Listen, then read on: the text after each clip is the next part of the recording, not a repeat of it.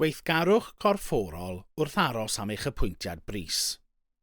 Mae ymchwil yn dangos bod angen i ni fod mor egnïol yn gorfforol a phosib i gefnogi ein iechyd a'n lles. Mae hyn yn arbennig o bwysig tra ein bod yn aros am ymchwiliadau mwyn paratoi ein corff ar gyfer unrhyw driniaethau yn y dyfodol, ac i gadw ni'n hapus ac yn iach yn ein bywydau.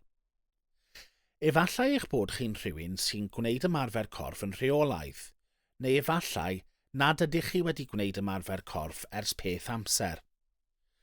Tra byddwch chi'n aros am eich apwyntiad, efallai ni fyddwch chi'n teimlo ar eich gorau. Ond os nad ydych yn egnïol, mae unrhyw weithgaredd ychwanegol y gallwch chi ei wneud uwchlaw'r hyn rydych chi'n ei wneud ar hyn o bryd, yn newid cadarnhaol. Os ydych chi eisoes yn gwneud ymarfer corff yn rheolaidd ac yn teimlo'n barod i wneud hynny, yna parhewch a'ch trefn ymarfer corff arferol. Os ydych chi'n teimlo fel y gallwch wneud ychydig mwy, bydd hyn yn sicrhau eich bod chi mor ffit a phosib ar gyfer unrhyw brofion neu driniaeth a allai fod ei hangen. Gall gweithgaredd corfforol leihau'r risg o lawer o afiechydon gan gynnwys canser, clefyd y galon a stroc. Mae hefyd yn amddiffyn rhag cwympiadau ac osteoarthritis. Mae hefyd yn wych ar gyfer iechyd meddwl. Faint o weithgarwch corfforol sydd ei angen arnoch? Dylai oedolion fod yn egnïol bob dydd, ac yn ddelfrydol bod yn gymharol egnïol am gyfanswm o 150 munud yr wythnos. Efallai y byddai'n haws rhannu hyn yn gyfnodau o 10 i 15 munud os oes angen.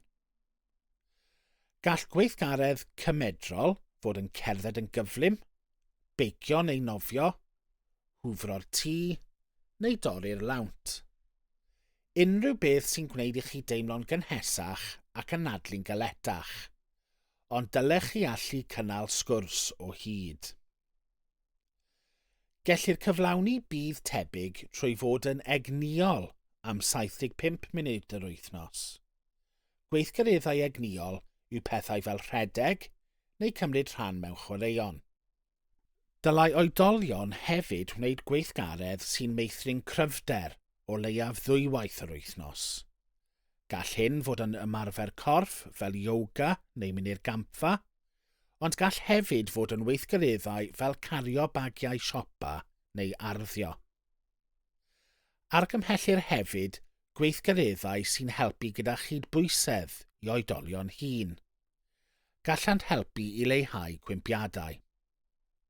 Gall pethau fel dawnsio, bowlio neu tai chi i gyd helpu gyda chydbwysedd.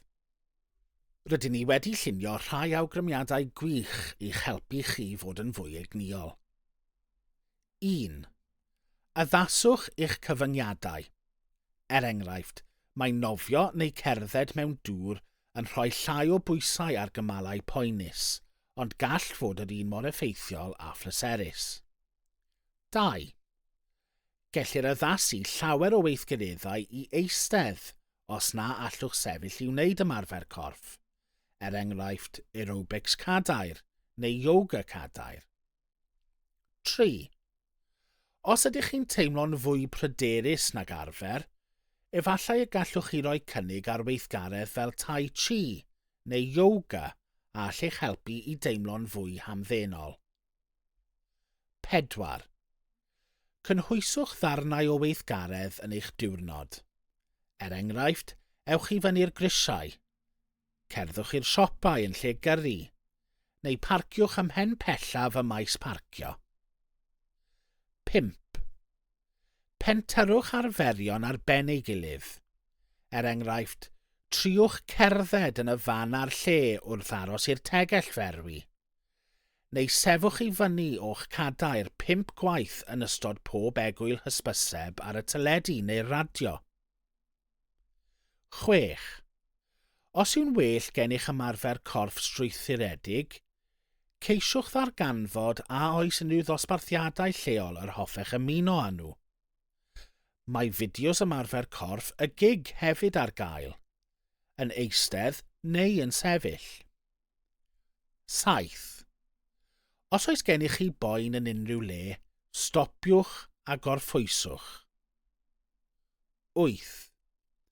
Ymarferwch o fewn eich galluoedd, a cheisiwch gyngor meddygol bob amser os byddwch chi'n datblygu unrhyw symptomau newydd fel poen yn y frest, pendro neu guriadau calon a rheolaidd. Diolch am wylio. Am wybodaeth bellach ar baratoi at eich apwyntiad, gwylwch ein fideos eraill. Hoffwch y fideo hon os gwelwch yn dda os oedd hi'n ddefnyddiol i chi.